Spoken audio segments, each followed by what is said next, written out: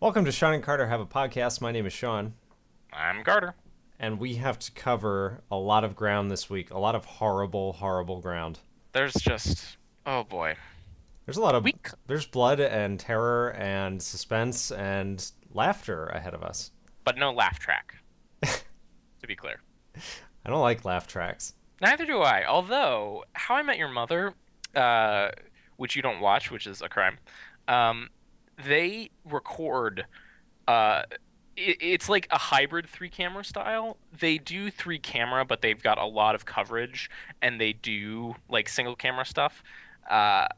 And they don't have an audience because there's so much editing. But what they do is once they're done, they bring in an audience and show the final cut, and then they record the audience laughing at the final cut, and then they splice that together. And then But you that know is what?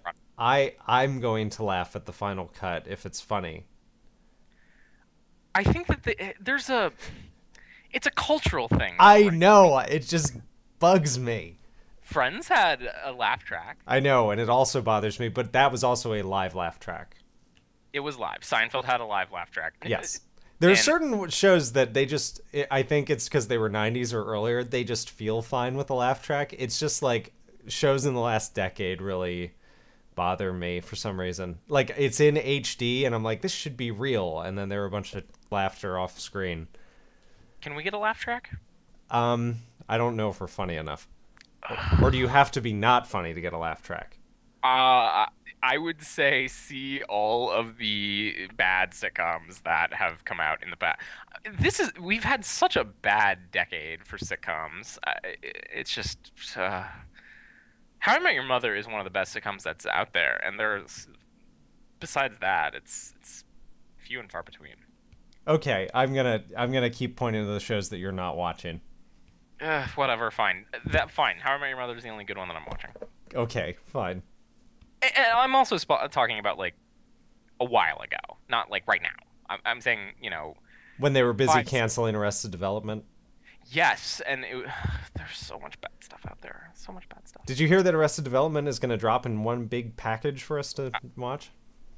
Yes. I'm going to watch Be a it. Like, crazy everyone's bad going to job. watch it first day. Yeah, that's how people watch stuff. We're going to black out the internet. Oh man, I'm just Does thinking Netflix ever get, like, overwhelmed in, like, demand? Does that ever happen? Sure, yeah, that happens. I mean, yes. I don't know that I've ever seen, like, an unavailability of service because of Well, I mean, usage. this will tie into one of the follow pieces that I have, but you might not notice it, but you're not on it all the time. I'm on it you're a not- lot. You're not on it all the time. No, I'm not. So you might not notice. It might be down. I'm sure their uptime is great, but they go down sometimes. And I think Arrested Development will be a huge hit on their load. What I'm thinking of is how on earth are we going to cover Arrested Development? Ugh. I don't know. Are we It's just going to gonna be watch 5 them all? hours of show, right? Yeah, are we just gonna watch them all and then maybe cover them an episode at a time? Are we just gonna say, do we even want to do that? Do we just want to talk about like, yeah, we watched Arrested Development. This is why it was so awesome and funny, and these are the parts that we liked. But I don't know. I don't know. we'll decide later. So we got some follow up at the top. Follow up. Follow up. First things first. Valve and Apple talked about that last week. Vapple. Vapple, Apple. Vapple. Just the V. Yeah. So we talked about how Tim Cook was spotted at Valve's campus. Shawn, I think I tweeted this at you. Did I tweet at you Valve's company handbook? Yeah, you did. Did you read it? Did I look at it? I saw what it looked like. Okay. It's an interesting read. It's only like it is like a children's book. It's like a 60 or 70 page children's book. Does it look like something out of Aperture Science? Yeah, it has illustrations and it's colorful and it's a really good read. I highly recommend it. Let's put it in the show Will notes. be linked in the link dump. Valve is a very interestingly structured company. There are no managers at all. It's like is- the opposite of Walmart. It is flat, and people's desks, like, they have wheels, and you can just like move around and move your desk wherever you want. And they don't have teams or anything. It's just people come up with ideas and they start working on them. If people are like, "Ooh, that's a really good idea. I want to help you with that," and then eventually you have Half-Life. No wonder they are able to produce these games. Oh, so if they get, wow, I am looking at this now, and you're right, it is like a children's book. If they get like someone who's a real ego, how do they fit into this company? There are two structures in place for taking care of that. Well, actually, three structures in place. One, everyone is encouraged to just work on whatever they want to work on. So if you're egotistical but you're not very good, everyone's going to be like, well, whatever, man. Like, your projects suck, and I want to work on Half-Life, and you're not very good. But they have two formalized structures in place. One is peer review.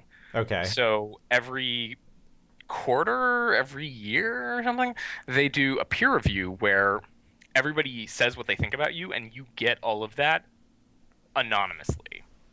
Oh, so everyone can be nice and honest. Yes. And they have what's called I don't have it open. It's called stacked something. Stacked thing. They basically rank you. Stacked ranking. Stacked ranking, I think, is what it's called. It is. I found it. 5 areas. It's like, how productive are you? How talented are you? How much value do you bring to the company? Whatever. How hard do you work? You get rated, I think, by your peers on each of those 5 things, and then they put them into 5 things. They put them into a little bar chart, and then that determines how much what your salary is going to be. Your compensation. Yeah. So if you're an ego and you think you're awesome and you're really just detracting from the company, you're going to make less money. Okay. It shakes itself out. Isn't it brilliant? I mean, that's pretty smart. They've got this figure here. Figure 3.1 is method to working without a boss. And there are 4 panels. Step 1 is come up with a bright idea. It's a guy behind 2 desktop monitors with a light bulb over his head. Step 2 is tell a coworker about it. It shows him sharing that light bulb. Step 3, work on it together. Now those 2 desktop monitors have turned into 4, and the 2 guys are sitting there. And then step 4 is ship it. Ship it. One of the really good figures. All those figures are really clever. They totally look like they're right out of Aperture. One of them is, how do I find out what projects are happening at Valve? And it's just, 1, ask a coworker at the break room. 2, ask a coworker in the elevator. 3, ask a coworker on your way to lunch. 4, ask a coworker in the bathroom. Ask someone. Ask someone. Valve is a very interesting company. Maybe we should talk about their structure. Although this is probably sufficient. Read their handbook, and this also explains why Half-Life 3 is taking so long. Yes, but equally it explains why all their products are amazing. Yeah. So what? Apple wants this. They don't want any managers anymore. Apple has a similar structure, but they have many more people. I think there are 60,000 people who work for Apple. It's just, that's the nature of the beast. I mean, an operating system is very different from just a game that runs on an operating system. And then they have all the applications that they make and whatever. So we mentioned that Tim Cook was spotted at Valve. Something that we didn't mention, or that I didn't know, was that someone asked Gabe, "What did Tim Cook come to Valve?" And he said, no, he wasn't here. He denied it. Yes. Whoa. And then the picture leaked. That's the thing we missed. Gabe lied and was like, oh, no, Tim Cook. Oh, no, I don't even know who he is. Never met the guy. Oh, no, of course not. Don't be mad. Oh, crazy talk. And separately, Gabe has had a very recent interview that I don't have, and I'll try to find to get to Shawn to put in the notes, where he said, there are a lot of innovations that we would like to be a part of, and a lot of them have to do with hardware. And he was talking about like a lot of things, like wearable gaming and computing and lots of stuff. And he was like, Valve always wants to be at the forefront of innovation in the gaming sector, and that a lot of that right now has to do with hardware, right? We can imagine a lot of really cool games that we can't make right now because the hardware isn't there. And he said, if we have to, Valve will start making hardware if we have to. But what we would prefer, and this isn't a direct quote, but what we prefer is if one of the great, if one or some of the great hardware people out there would make some of the hardware we would need to run these games on, and we could partner with them and make these new amazing games that we want to make. Well, I can't think of anyone who makes decent hardware.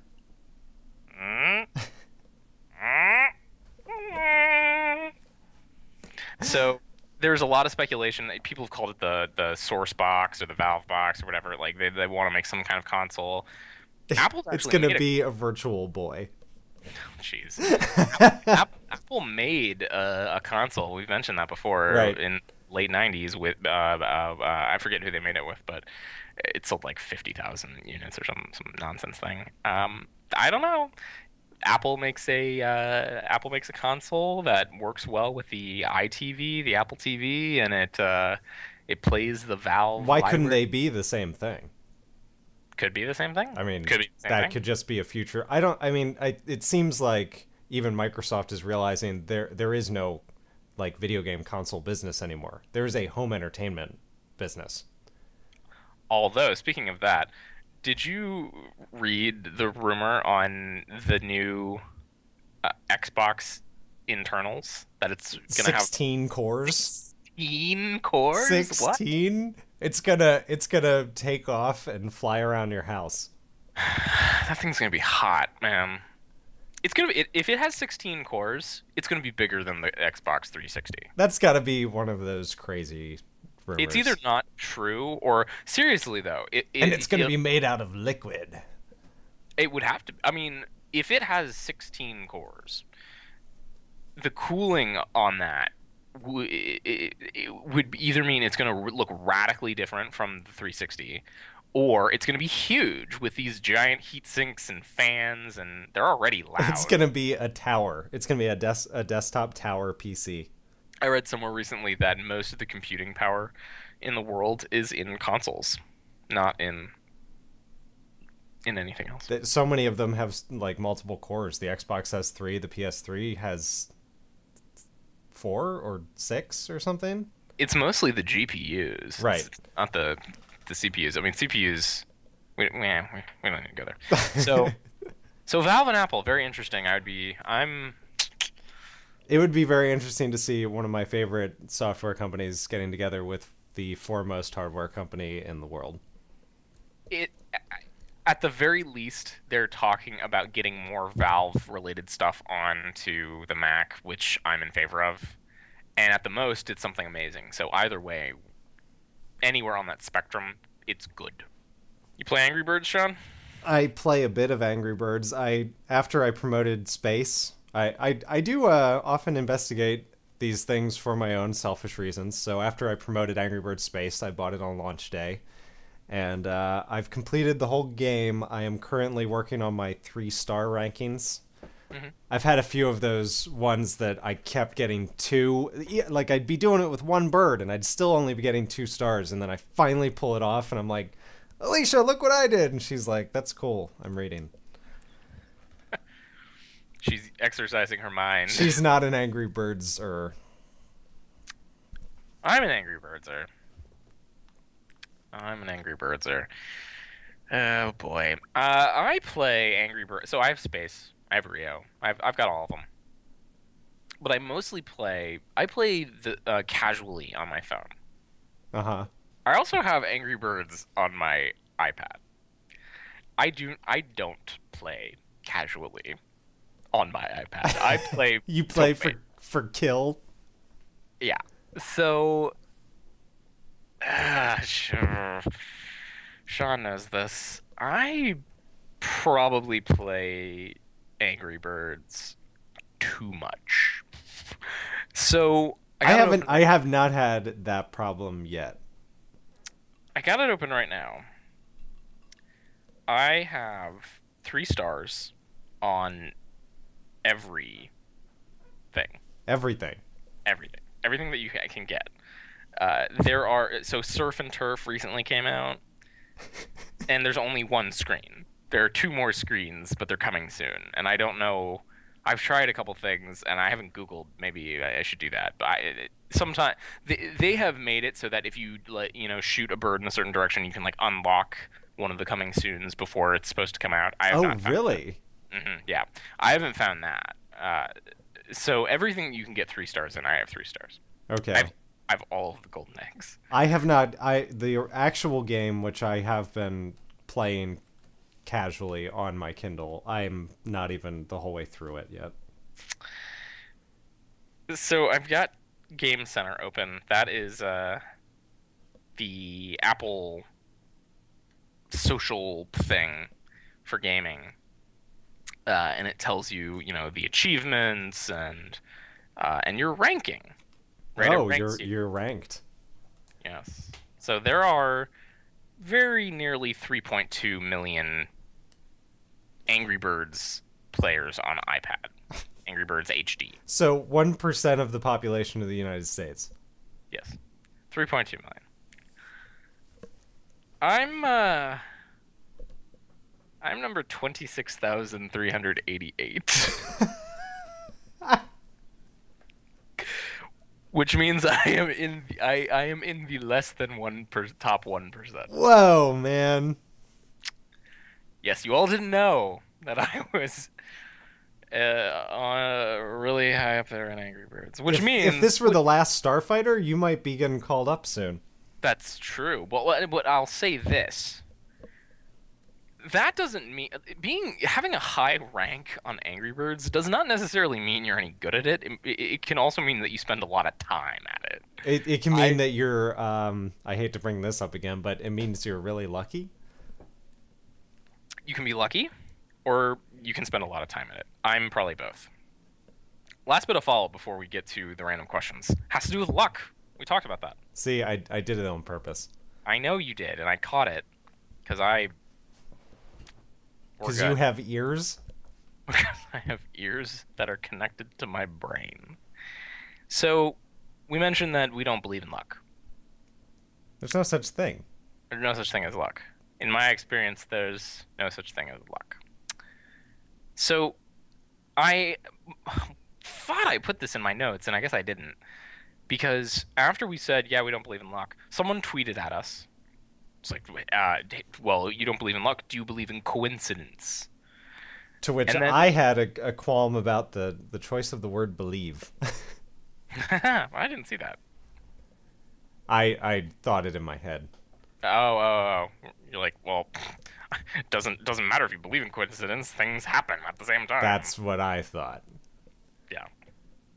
Then Ron talked about coincidence and how he uses coincidence to sort of guide his life. Punctuate moments in his life, I would say. That's how I read it. Like, he's working on a project and he likes it, and if something coincidental happens, maybe that doesn't mean, he's going to do anything differently, but that's a good sign. Right? Yes, conditions are favorable. So, coincidence. Do I believe in coincidence? Of course! Because the word coincidence means 2 things that happen at the same time. Two things that happen under a set of circumstances. Yeah, that happens constantly. You can't say that it doesn't happen. You'd be lying. Yeah. I had an epic philosophical debate with this hippy-dippy continental philosophy student when I was in school about coincidence and stuff, and whatever. She was trying to make all these, cosmic points about coincidence, and I just kept being like, no, 2 things happen at the same time. Was she like December 21st, 2012, or... I bet she probably thinks something there, but I don't know. She ended up going to law school, so God bless anyone who gets her as their So I'm going to read a quotation. Sean and I talked about the difference between quote and quotation. But anyway, I'm going to read a quotation from Plutarch that speaks to coincidence. Are you going to read it in Latin? No, I don't. I'm not familiar with Latin. Too bad. Unlike the scholar from Cabin in the Woods, which we're going to talk about. So, Plutarch, in Volume 2 of Lives of Famous Greeks and Romans, said this: "It is no great wonder, in the long process of time, while fortune takes her course hither and thither, numerous coincidences should spontaneously occur." So if audience, if that still, even though I was saying that in English, if that still made no sense to you, lots of things happen all the time, and it shouldn't be a surprise to us that they're going to be related some of the time. He's like, the more time that there is and the more stuff that happens, the more coincidences there will be. Yes, and I'm going to bring up something, and this can be Captain Science time if you want. It's not Captain Science, it's just more like... It's a math thing? It's a math thing. I'm going to bring up a math thing. So, Shawn, do you know the birthday problem? No. Have you heard of the birthday problem? Okay. So this is a statistical oddity. But, Shawn, what's your birthday? August 24. Okay, mine is August 17th. Isn't it coincidental that we're only a week away? Oh my goodness, that is an amazing coincidence. Right. Well, anyway, that's not what I wanted. But that is, I didn't know your birthday, but that is weird. That we're. But it's not weird. But it's not weird, and I'm going to tell you why. So the birthday problem is this. So by the pigeonhole principle, if you get 366 people in a room, 367 people in a room, 2 of them will have the same birthday with absolute certainty, right? Okay, yeah. That the pigeonhole principle is, if you have a certain number of holes to fill and you have more things to fill the holes than there are holes, one of them is going to have more than one thing in them. Right. Right. Okay. So would it be surprising to you then that you only need 23 people in a room for the probability of there being a birthday collision, people with the same birthday? You only need 23 people in the room for the probability to be 50%. Holy crap. 50%, right? 23 people. That's like a homeroom in... It is 50%, like a coin flip. You could have 2 homerooms. One of them is going to have 2 people with the same birthday. Yep. If you had a school with 100 homerooms, half of the homerooms could have people with the same birthday in it. Now, the reason why that is, and this is why I want to talk about, this is what this has to do with coincidence, is that every time you add, so let's say it's Shawn and me. We have 2 birthdays. There are 2 combinations. If you bring Alicia into the picture, it doesn't go from 2 to 3. It goes from 2, there's Shawn and me, there's Shawn and Alicia, and there's Alicia and me. If you had a 4th person, it's me and Shawn, me and Alicia, me and the other person, Shawn and Alicia, Shawn and the other person, Alicia and the other person. Every time you add another person, the number of combinations increases. So when you get 23 people, there's tons. There's, I think it's 253 different combinations. So that's just with a birthday. If we're talking about everything that a human being could possibly observe, like the name of someone or the color of something, the number of combinations and the way that we can combine, like uniquely combine them, is nearly infinite. So yeah, it shouldn't be surprising to us that some things will just, by happenstance, be related. So according to Plutarch and Carter, Ron, stop getting excited about coincidences. Sorry, Ron. Popped your balloon. All the joy is running out of your life now. Why are you such a buzzkill, man? That's how I roll. Captain Science keeps it real. When Shawn and Carter get real. Oh, I'm so glad we didn't call it that. Yeah, Alicia, you think Shawn and Carter have a podcast is bad. Could have been much worse. We could have done way worse. So we got some random questions. So this one will be quick, because everyone else answered. Favorite artist? Elaine, I believe, asked that on here. Yes. So, do you remember all the answers? Because people had multiple answers. Everyone had like 2 answers. Well, Ron went with Pearl Jam, and then did he actually give a... Gave a visual. A visual artist. Yeah, I don't think he did. Um, so I also have a non-traditional answer. My favorite artist is Johnny Ive, the uh, senior designer at Apple. Okay. In the past 10-ish years, his designs have been some of the most iconic, memorable, genius things that I've ever seen. And you know what? I have even seen his work in a museum. He's in MoMA. That's where I saw it. He's in MoMA, guys. Pretty big deal. Yeah. You've got like Diego Rivera and Frida Kahlo and all those, and then you got this guy, and there's an iPod behind a display case. It's not just that it's not just that I think that his designs are incredible, which they are. The original, how iconic is the original iPod? That's going to be burned into the memory of a generation. You know? It's the iconic design. It's perfect. Right? Oh, man. So we can't talk about the iPod because I would just go on and on and on. But yeah, good pick. Good pick. Yeah, I love his designs. I have two of them, three of them actually sitting right in front of me. I have an iPad, I have an iPhone 4, and I have a MacBook 13-inch. And I just revel at how creative and simple, but subtle and genius they are. And this is art. This is one of the reasons why I love Apple. This is art. It looked like science fiction when it was revealed because it's what we want the future to look like. Future's now. Okay. We have a random question from Ron that you've thought about, and I still have no answer, so I'll try and think of one.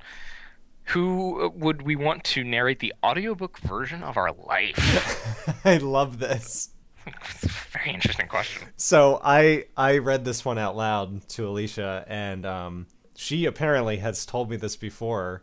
If she had an audiobook, or she had a voice inside her head, it would be an English voice, and specifically she picked Cate Blanchett. I don't know why her specifically, but she said an English woman, Cate Blanchett. Kind of like how she narrates the beginning of Lord of the Rings. I guess she wants the Lord of the Rings voice inside her head. Okay. And I said I would love to have a great American voice, and hopefully he could add his own little touches to my life because it would make it sound way better. I would pick Robert Downey Jr. Put a little bit of Tony Stark on my life, maybe. Yeah. I like Tony Stark. That's an interesting choice. I think I would choose Kelsey Grammer. Ooh, that's a good one. I think he would give I think he'd be a good audiobook narrator for any book, but he's got a great voice. They actually made fun of how smooth his voice is on 30 Rock in the most recent season, which I don't think you're watching. He's been on before. As himself? Yes. Okay. Wasn't he? Oh, he may have been. I didn't remember. He was. Yes, he was. He was part of the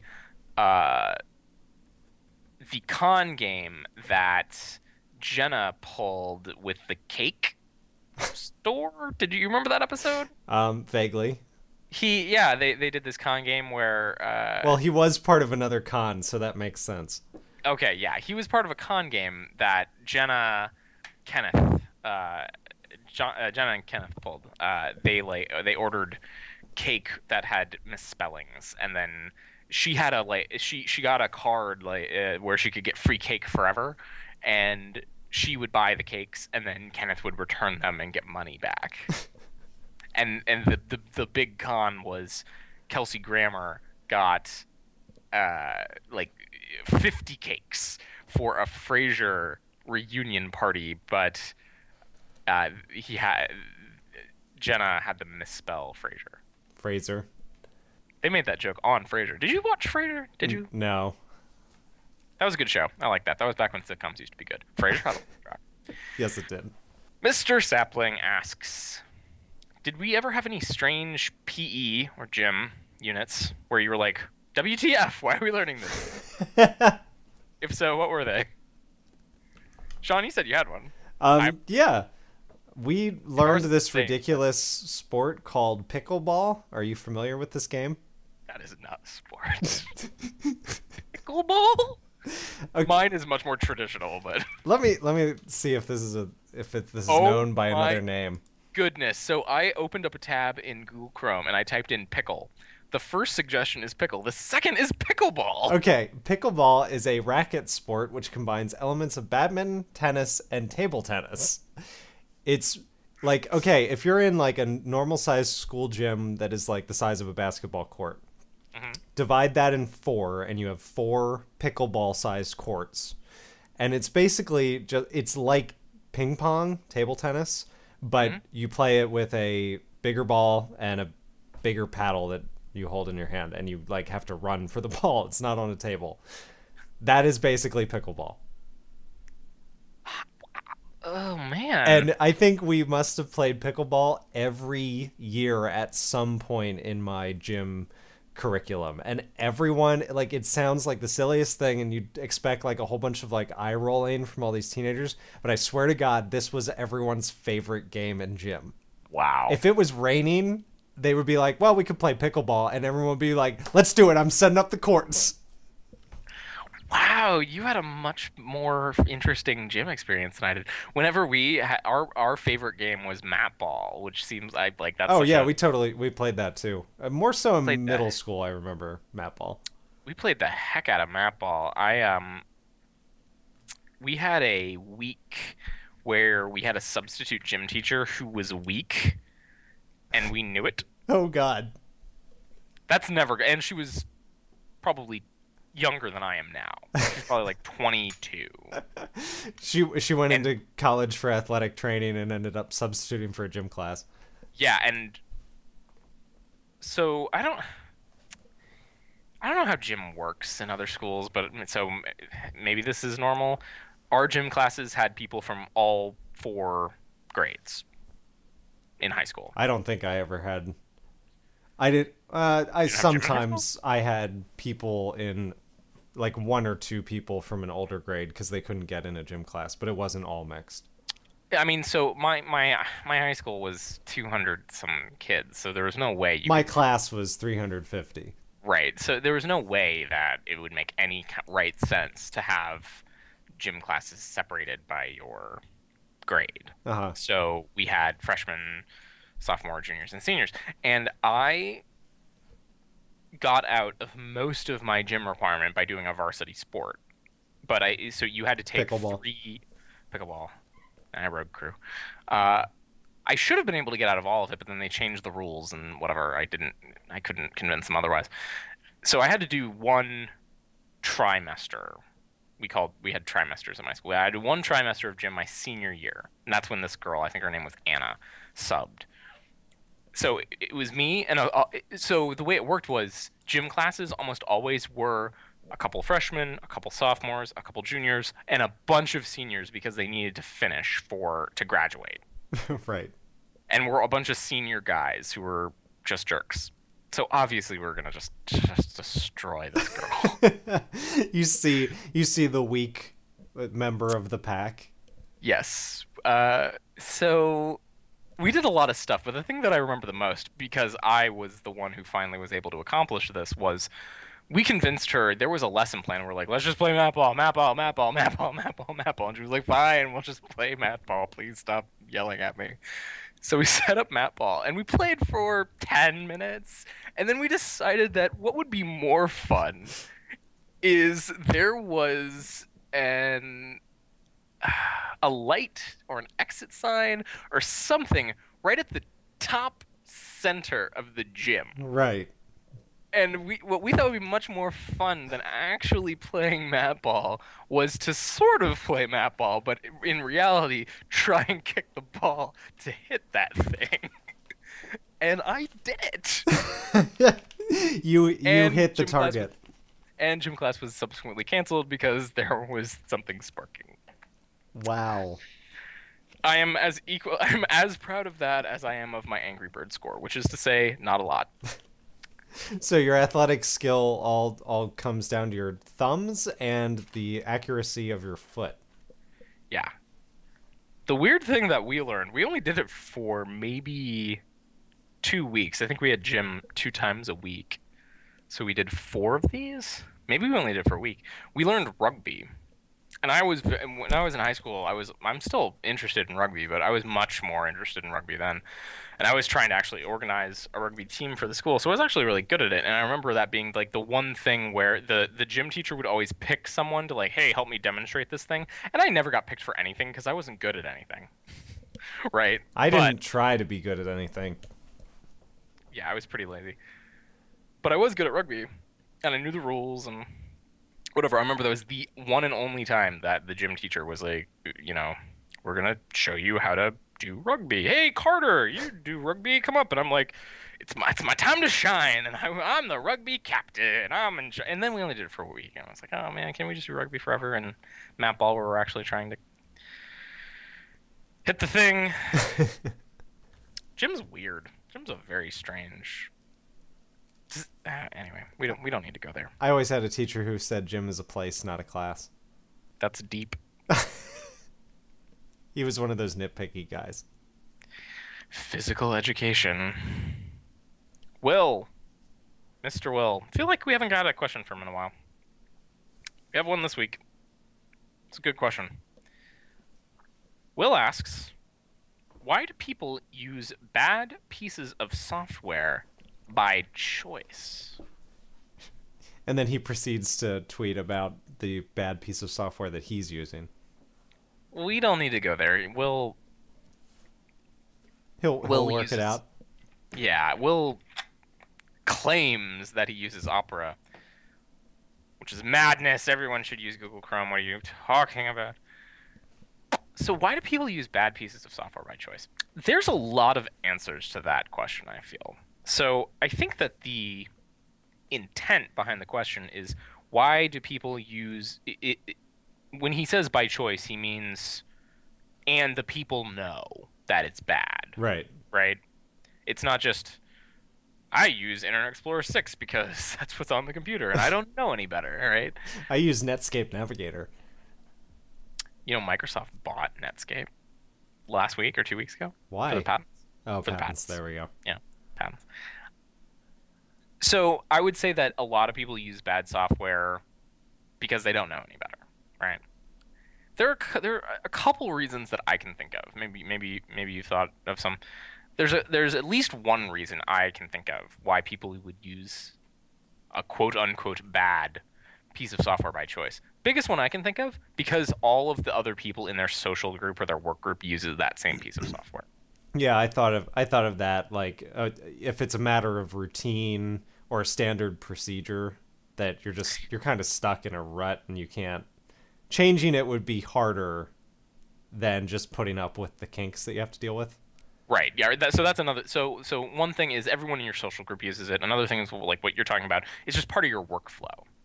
Yeah. So there are people who can't upgrade to, who use a Mac. They can't upgrade to Lion because they use QuickBooks 2007. Right. And as far as I know, Intuit has not updated QuickBooks for Lion. And QuickBooks was written for the PowerPC, and Apple started transitioning off of the PowerPC in 2005, 7 years ago. And so someone's not keeping up with the times. Right. Intuit is just like, we don't want to do it. We don't want to rewrite this for Intel. We don't care. And subsequently, people, you could have a debate over whether Lion is subsequently better than people are using business applications on Windows PCs. Right. Business applications, frequently people use bad stuff. So people use QuickBooks when there are so many better web applications, but it's just part of their workflow, and it would just be inconvenient to do anything else. Will brought up, I don't know why he brought this up, but he brought up score notation software, or what's it called? Music know. Sheets? I've never used music it. sheets. I don't know, but well, what's a music sheet called? I don't know what those are called. It's a sheet of music. sheet of music, Sheet whatever. He music. has sheet music. He has a sheet music creation tool, but it's command line somehow. I don't know how it could possibly be command line. He says it's command line. I would ask him to maybe tweet a picture or two of this. How can you put notes? Do you like? How do you do chords? Do you just like type in, B flat, this, that? How do you do that? It I would don't know be why. easier to draw it. Yes.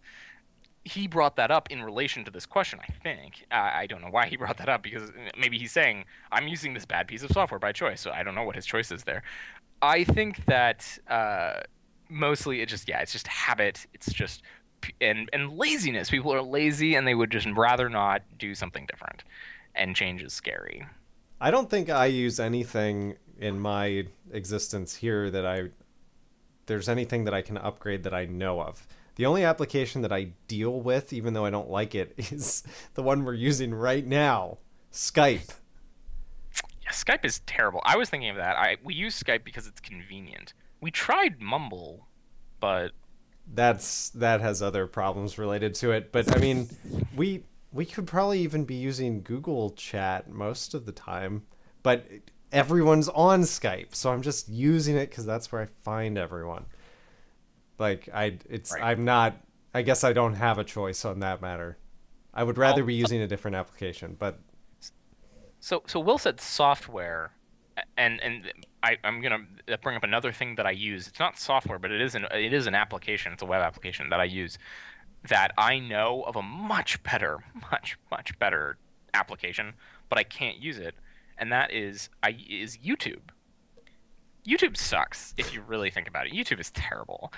Vimeo is amazing. It's so much higher quality. Everything is in HD. It's also all high quality. It doesn't have comments that are very visible. So it's just so much better. focus But on the content. yeah, but YouTube is where everything is, so I have to go to YouTube and Right. watch all their stupid You ads. can't like watch YouTube through a Vimeo filter. If I could, oh my goodness. If you want to, I've mentioned this before.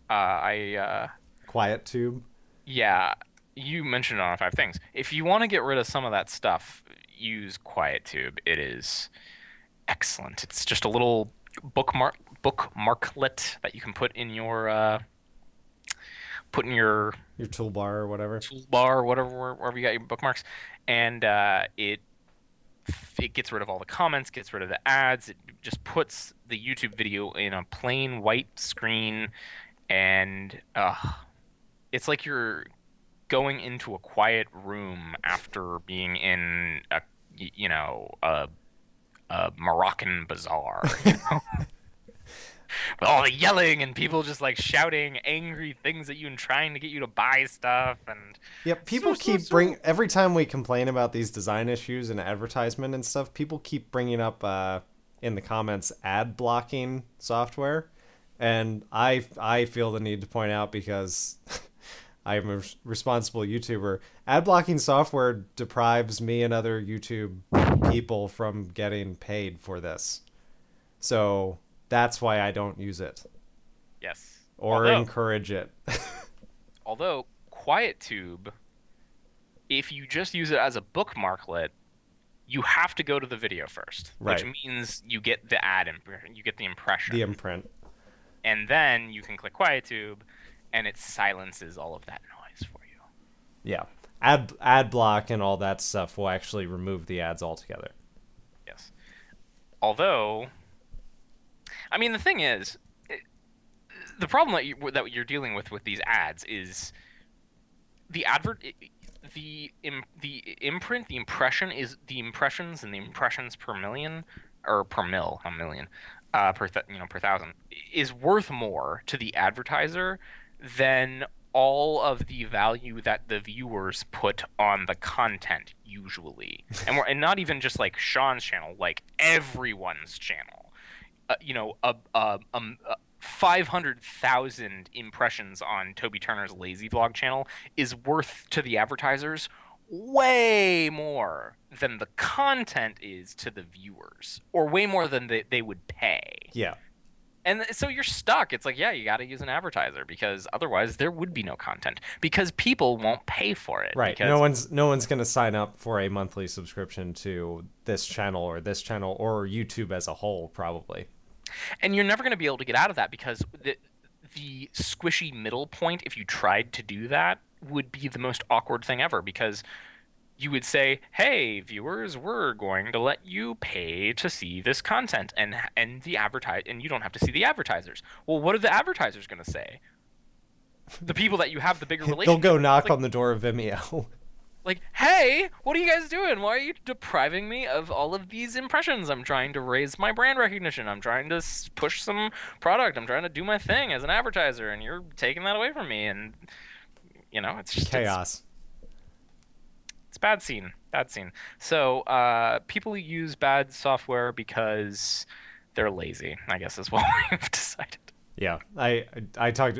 Skype is my own personal anchor, and then the only place that I've seen like people dragged along by bad software is the place that I work, and it's exactly what I talked about. Like, they can't convert without causing a tremendous headache. Yeah. To reinforce maybe not. I don't know. There is a piece of software that I use that is not very good, but I use it because I have to, and that's the Mail app on iOS. It's not very good. Yeah, Alicia doesn't like it either. She doesn't use it. She just uses the browser. Yeah. It's there and it's convenient because it's got the badges, but it's not very good. And mostly I don't use anything else on iOS because there aren't any good other pieces of software. So I guess I don't really have a choice there. Yeah. And I want the badges and I want all of the convenience factors of using a native application, but it's not very good. Sorry. People are like, yeah, Carter's an Apple fanboy. Well, maybe, but there are things that I don't like about Apple that they do. Carter is still nitpicky. I'm still. Have you met Carter? He complains about things. I'm a complainer. Obviously, I'm going to complain about stuff. I mean, oh my goodness, there's so many things. We could have a whole podcast of all of the things that Apple does that I don't like. There are many of them. One week we'll have the Carter Hates Apple podcast. Yeah, that's like the Dumbledore's evil All right, so we made it through all the follow-up, all the short topics, all the random questions. Now it's Marble Hornets time. Yeah, just a little bit. Our introduction to season 3. Yes, our introduction to this semi-regular segment. Whenever they update, we will update. Yes, so we're just gonna blast through this intro to season 3, and then whenever we got new stuff, we'll talk about it and be all scared. Season 2 ends with a little teaser of where season 3 begins, which is Jay goes to the town that Alex was always haunting, and he sees Tim standing outside of a shop, appearing very normal. He's not masky. He's not acting strange. And season 3 opens with Tim. He catches up with him several weeks later outside of a store after an employee gives him a lead. It seems like suddenly we're watching Chinatown or something. Yeah. So we mostly get caught up in the interim, what Jay's been doing. He's been following Tim. He's been interested in this antique store. There was a little bit more that happened on Twitter that we don't get updated on. I don't think it's critical, but I wanted to bring it up. Something that I don't think Jay mentioned is that he actually broke into that antique store. Oh, no, I missed that too because I haven't read all the tweets. He noticed Tim, something like that. I'm hazy on the outline. He noticed him going there, and like he said in the video, it's closed most of the time. So he's like, I can never get in there because it's closed.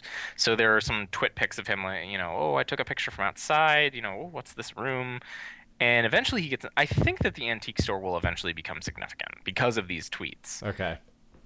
And that's why I wanted to fill people in on it. I haven't filled us in on any of the other tweets because it's sort of not interesting, I don't think. He eventually decides, I'm just going to break in. and he does because Jay is stupidly brave. Jay is stupidly brave. Nothing happens to him, but he takes a bunch of pictures. He goes through the place, and he goes through all the rooms, and he notices a room with a bunch of kind of creepy pictures of trees, I think. And as we know, okay, are they trees like charcoal drawings or? They're not. No, they're like real paintings. Okay. I think they're like oil paintings. But he notices that there's also a room full of dolls, which dolls are always creepy, Yes. as we will maybe discuss. So when he went in there, he had already been in that place and scoped it out. Okay. He was just getting his lead, which he gets from this old lady who, I don't know, maybe is Troy's grandmother or something. Where did they find this woman? So, and my favorite part was he's talking to this lady, and he says, have you ever noticed a guy come in here every once in a while? It's around my age, dark hair. He has sideburns. Epic sideburns. And then it's like, oh, sideburns. Yes, I remember sideburns guy. It's like they're involving the audience now, too. Yeah, that's a little... I will say this. Season 3 is the funniest of the seasons. Oh my god, it's bizarre how funny I've found several of the parts, and not in a way that is bad at all. No, another funny thing happens right after this is Jay says, well, I don't know, or title card, I don't really know when Tim goes to this place, so I just went there every day of the week. And it's just the camera on a bench, and Jay is just waiting outside, and it keeps changing, and his clothes keep changing. Now he's in a hat, now he's in a hoodie, now he's just proving to us that he actually did take the time. Like, yep, I went this time, and then finally Tim shows up, and once again, God, Jay is so awkward. He's like, hey, Tim, hey, are you Tim? They bleep the name. Oh, I'm Jay. And then he was going to say, hey, he says something like, you helped me. And then Tim's face is like, what are you talking about? And Jay's, and something, and a movie. We worked on a movie together. Do you remember that? He was going to say, hey, you stopped Alex Crawley from shooting me and this girl back in the day. None of this is familiar? No. Gun? Knife in the leg? Anything? Nothing, no. So Tim is like, okay, I'm late for my appointment. I gotta go. And then Jay... he waits for him. He waits. He has nowhere else to go, so he just sits outside the clinic or whatever. And when Tim shows up, he's like, "Oh, I didn't realize you'd like wait for me creepily out here." You are like the creepiest guy ever. Stalker, man. And Jay is what he says. He says something like, "Oh, well, I was just sort of around here again from the last time I was here." I was hanging out at McDonald's, and then I came back. They have free Wi-Fi over there. Yeah, and so he's doing the same. He even does a callback to the first season when he interviewed or he auditioned Tim. He says, "Oh, I'm gonna really try and finish that movie Alex was doing. I was wondering if you could help out." Yeah, he's trying to look for an in because Tim's not giving him anything. Yeah, and Tim's like, "Yeah, sure, maybe, I don't know." And then Tim says, "You have my number, right?" And Jay's like, no, I don't have your number. And then why would I have your number? I just thought it was odd that he said that. Maybe Tim was like, oh, you got my number, right? I gotta go. I'm gonna leave. Well, maybe Tim was just like, obviously you know who I am. Do you still have my number? So they trade numbers, and Tim seems fine with that. And then Tim gets a call, and he's gotta go. Who called Tim? I don't know. Right. He says it's work, but I don't know. I bet it wasn't work. And then later, Tim does call him, correct? Yes. Jay, man, the location, Marble Hornets locations are so great. They find this railroad bridge that Jay is kind of just shooting for, kicks. B-roll. Yeah, it's B-roll. B-roll. That's their excuse for everything. It's like, yeah, I'm shooting B-roll. Jay's doing second unit work. He's shooting this bridge, and I think he even in a title card he even says, oh, well, I'm not getting anything at Tim, so I just decided to walk around. Tim calls him. Strange. We didn't think he would ever contact him. Yeah, he seemed so weirded out. Right?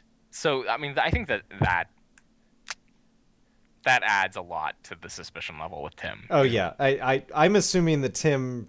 the way I'm reading it is Tim didn't know how to react, so he tried to react as if he didn't, like, remember him much, and now he's trying to decide how much he should tell him.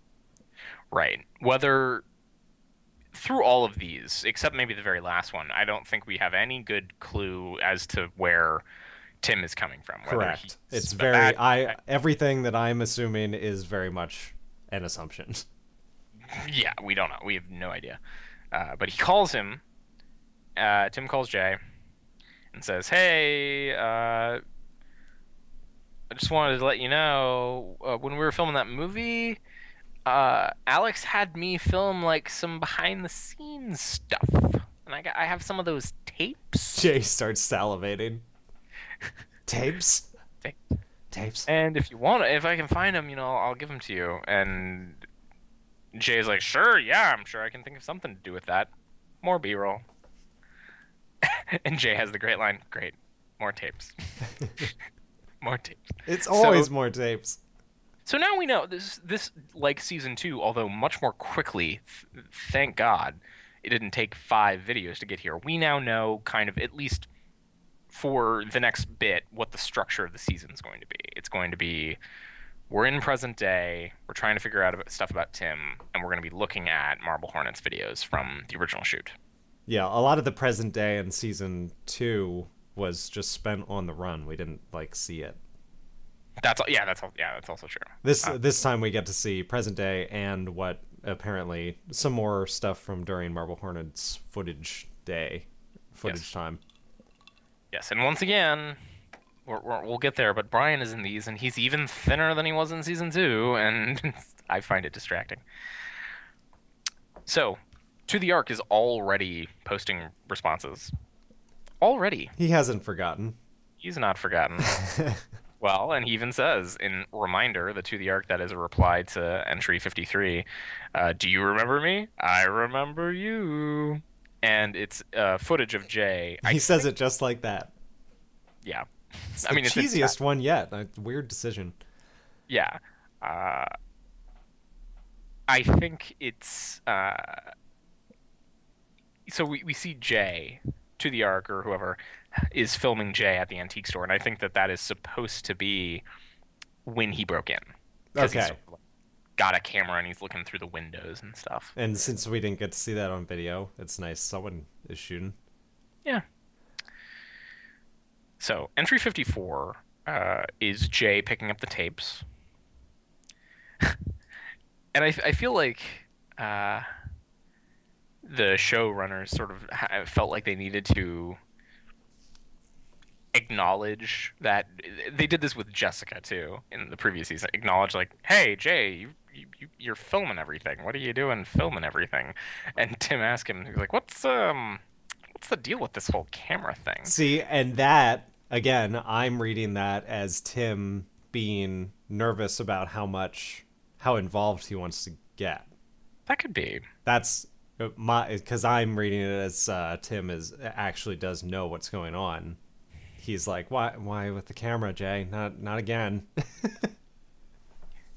That could be. That could definitely be. So Jay has a lame, what I don't even remember the excuse he gives. Oh, he says, "Oh, I'm just trying to document this." And Tim, I think you're totally right, because Tim immediately accepts that explanation. Immediately, he's like, "Oh, like behind the scenes stuff. Got it. Right. For the DVD. Sure." And if a normal human being had been told that, it'd be like, "Really?" So Tim passes off the tapes to Alex. They have a sort of an awkward exchange where Jay, where Jay says, "Hey, what's on the tapes?" And Tim says, "I don't know. I don't have a thing to play them." And Jay's like, "What?" And Tim says, "Well, Alex let me borrow a camera. He gave it to me to, like, keep me out of his hair or something. I don't know. Just take the tapes." The operator's behind it all. Like, Jay, why can't you see what's going on? I mean, I don't know what's going on, but it's just pretty clear that I don't know what's going on, but I know something is going on. Jay has no idea what's going on, and he doesn't know that anything is going on. That's the difference between the audience and that character. Stupidly brave. Things just happen to him. He just lets them happen. He often just walks right into it. Yeah. Oh, totally. So then we start getting the Marble Hornets footage from the recording. Yeah, if this had been season 1, we would have gotten this as like 3 separate entries. The one of him getting the tapes from Tim, then the next one would be him looking at the tape. But no, they're good enough to give us a little bit of both. Yes, and this is an awesome entry. The beginning is sort of not my favorite, but the going back in time to the Marble Hornets stuff, it was inspired. That was a really good choice, and they're pulling it off pretty well. I really like seeing these guys back in 2007 or whatever. It's awesome. It starts off with just someone running, and you think, oh, we're back. Oh, reminds me of season 1. We're back in the whole running from Slendy, trying to find Slendy, and then it turns out no, they're just trying to get out of the rain. That's like a Buffy style misdirection. Yeah, totally. So it's really good. So it turns out they were doing some, shooting some stuff, and they get back to Alex's apartment, I think. Yeah, and it's I think so. It's the whole crew. They're not all together all at one time, but it's Tim and Seth and Jay. And they're like, oh my goodness, it's raining so hard. And Jay's like, well, I'm just gonna go. And Tim's like, yeah, we're just gonna hang out here, whatever. And then playing some musical instruments. Yeah, the remainder of the entry is Tim, Alex, and Brian just kind of chilling like guys do. You're just like whatever, we're just gonna hang around. And Alex is playing an electric keyboard. It's like one of those things you'd buy from Radio Shack for $70. I had one when I was a kid. I have one now. With beats. Yep. And they're just kind of like hanging around and being casual and just joking around. There's really no plot happening. It's just Alex has the camera for some reason. He's like, we're here in Tim's, or we're here in, I guess it must be Tim's apartment. We're in Tim's apartment with guitar, ukulele with Tim attachment. And they're just being, people. It's one of the first times I can think of a part of a Marble Hornets entry where the characters were just... They let the camera roll on just normal, everyday action. Yeah, there's nothing spooky happening. Until the lights go out. Until the lights go out. So the lights go out. And Tim gets up, he's like, I'll try and find the breaker. The lights momentarily come back on, and he swings the camera around. The operator's in the room. And he doesn't notice him, or maybe he does and doesn't indicate. He pans right past him as if it's no big deal. Right, so he either didn't see him, or he did see him and wasn't worried about it. Is Alex holding the camera? No, Tim. Tim is holding the camera. Alex went to get the breaker or whatever. No, Alex stayed on the floor. He passed the camera off to Tim, and they were like talking about like, so we got to do the trailer, and the lights went off, and Tim's like, oh, let me get up and fix the lights. And he gets up, goes to try and find the breaker. I don't think he finds it, or maybe he does and doesn't work. He gets a flashlight, comes back, and he's like, hey guys, I got a flashlight. Alex has the best line of the entry. Guess what's battery powered? And he pushes one of the beats buttons.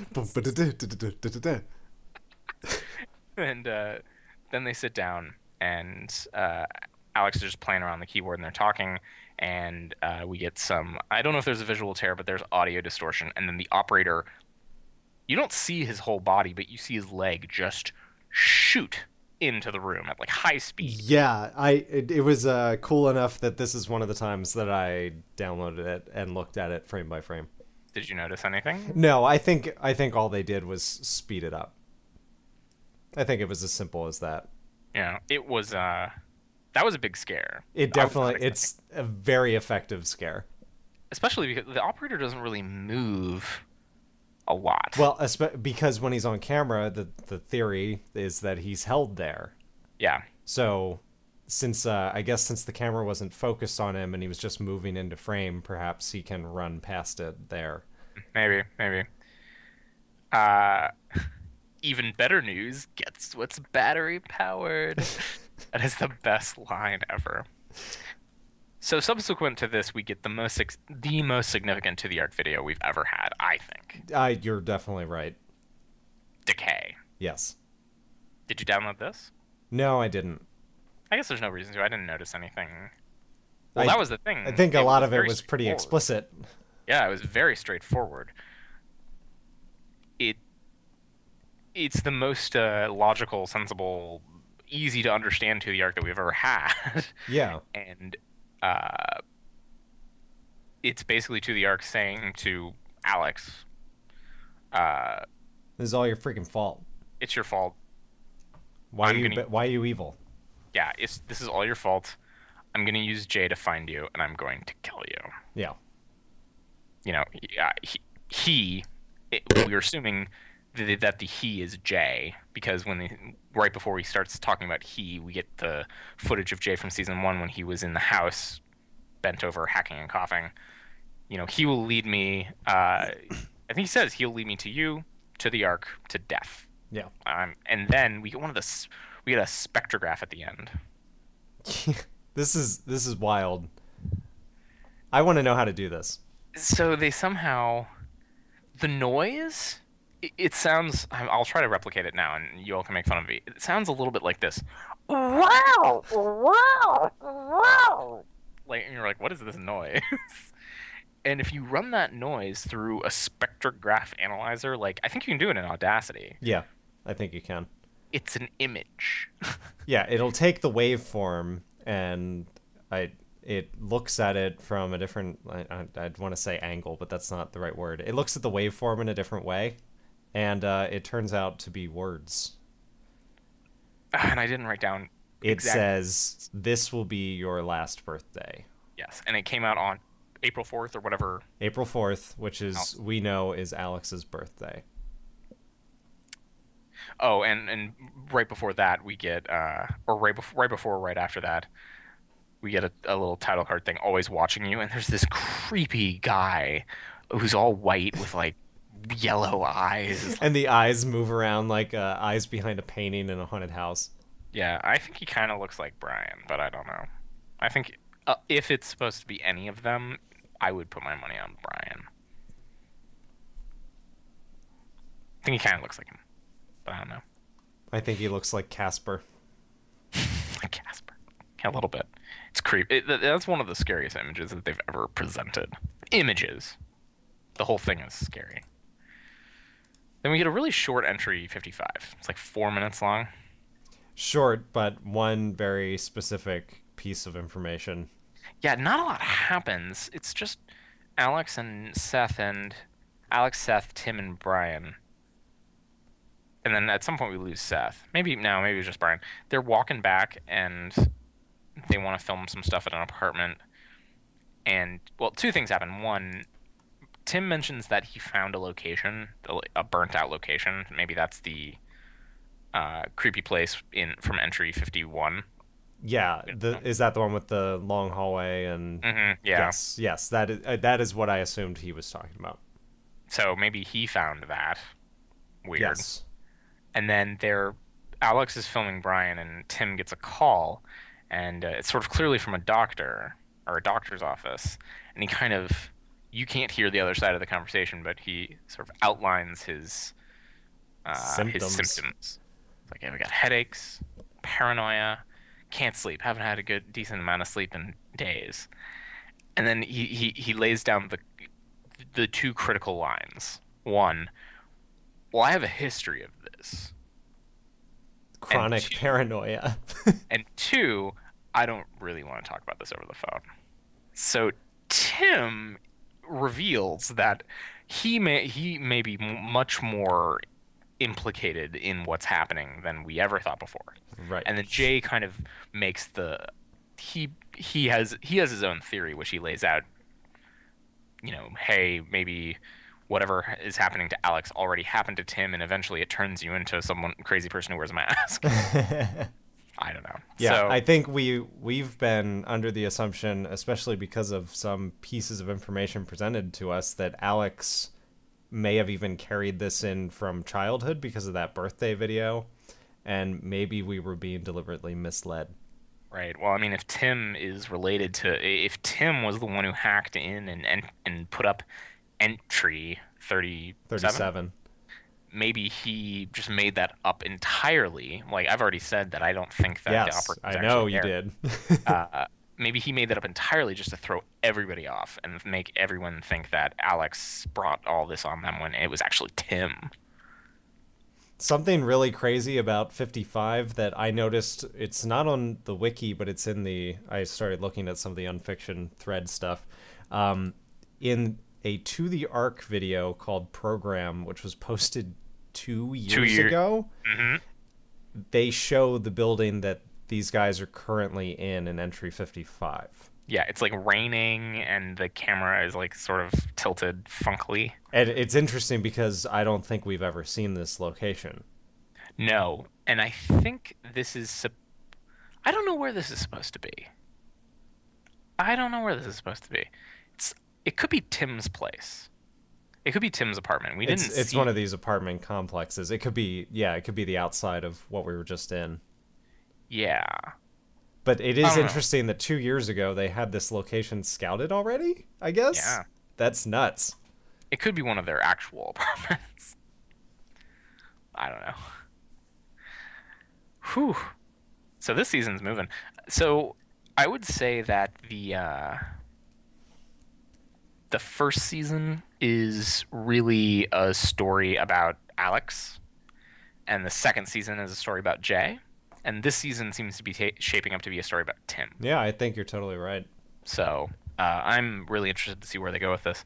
I hope that they have thought a lot about it, because this could go bad fast. I like the way that these entries have been, these three first entries. They just feel really thorough. They're giving us a lot of stuff in nice big chunks with still plenty of mystery, but also like I feel like we're moving somewhere. Like I feel like I'm things are being revealed and I'm learning new stuff every time. Yeah, I think that they've learned either how or that they can tell a story without giving everything away. Whereas in previous seasons and previous entries, they felt like they had to make them short and not reveal a lot of stuff because they didn't want you to learn things very quickly. Because maybe they didn't know yet. Also that. They were relying on a gimmick to put off the, like, oh, we need to come up with a plot. I think this is our shortest Marble Hornets ever. Well, hopefully. All right, Carter, we're about to talk very extensively about Cabin in the Woods, and because we're going to spoil everything and also, as I said, talk extensively, like for a really long time, let's just make this a whole separate thing. Yeah. In the interest of everyone's... sanity? Sanity, your ears, your brains. This will be... You get 2 Shawn and Carter Have a Podcasts. So you get we'll get the main content that you're used to, and then we're going to do... if you... Okay, so we're going to spoil Cabin in the Woods, but if you haven't seen it and you would like to hear basically a radio version of it, we're going to do that. We're going to do the whole thing. And then I think what we'll do is we'll come back next week with our major analysis, because we don't want to talk for 3 hours, just 2. Yes. And then the week after that, just in case you're looking ahead, we're going to be hitting the Avengers. It's going to be fun, and we're really good at this, Shawn. We just keep pushing off what the next big homework series. Should we unveil it now, or do you want? See, I did it on purpose to push it past the Avengers. Okay, so we will announce that in 2 weeks after we've seen the Avengers, what our next project is. I will give you this tease. We've mentioned it before. We're gonna do something that we said we were gonna do. Congratulations to us. Yay us! So if you want to hear all about Cabin in the Woods, just look for the next video on YouTube or the next file uploaded to the iTunes store. It will just be a whole separate part released same day. Yes, and that will give you some prep for next week when we talk about the filmmaking, when we talk about our theories and our analysis, and a little bit more of our review and what we thought about the movie. But I'll spoil this. We liked it a lot. Just a little bit.